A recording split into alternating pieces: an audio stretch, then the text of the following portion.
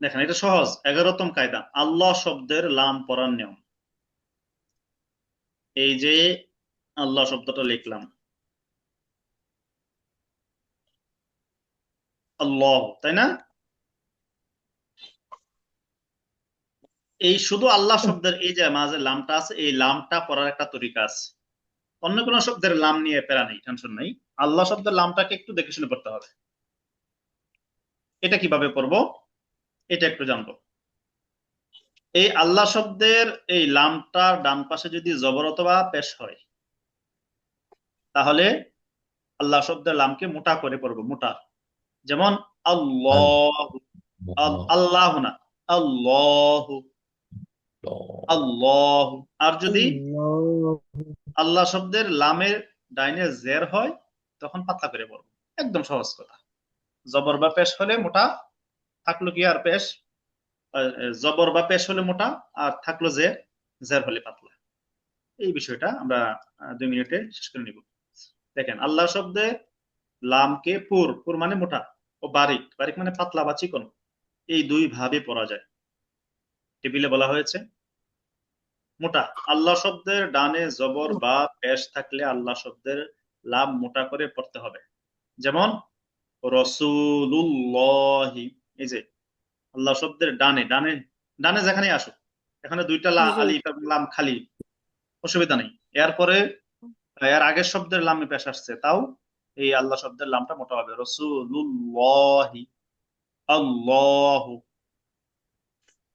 করি এটা একটু বলি আমার সাথে, রসুলুল্লাহি, রাসূলুল্লাহি আল্লাহু, রাসূলুল্লাহি রাসূলুল্লাহি আল্লাহু, আল্লাহু Allah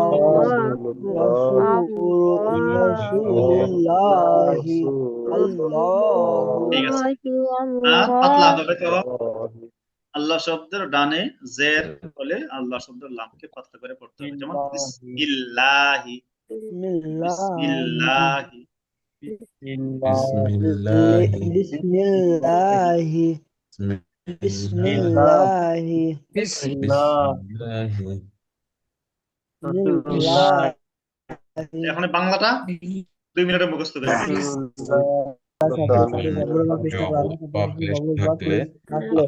আল্লাহ শব্দের লাম মোটা, আল্লাহ শব্দের ডানে, আল্লাহ শব্দের ডানে জবর বা পেশ থাকলে আল্লাহ শব্দের ডানে জবর বা পেশ থাকলে আল্লাহ শব্দের আচ্ছা, এখন আমরা একটু প্র্যাকটিস করবো। এখানে কয়েকটা শব্দ, আল্লাহ শব্দের লামের মস্ক মোটা। ইন্নাল্লাহা, ইন্নাল্লাহা, ইন্নাল্লাহা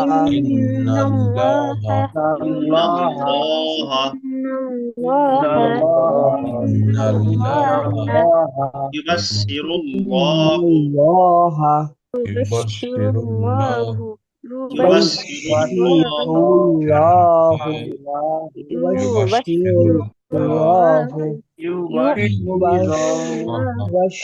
ইউবাশশিরুল্লাহু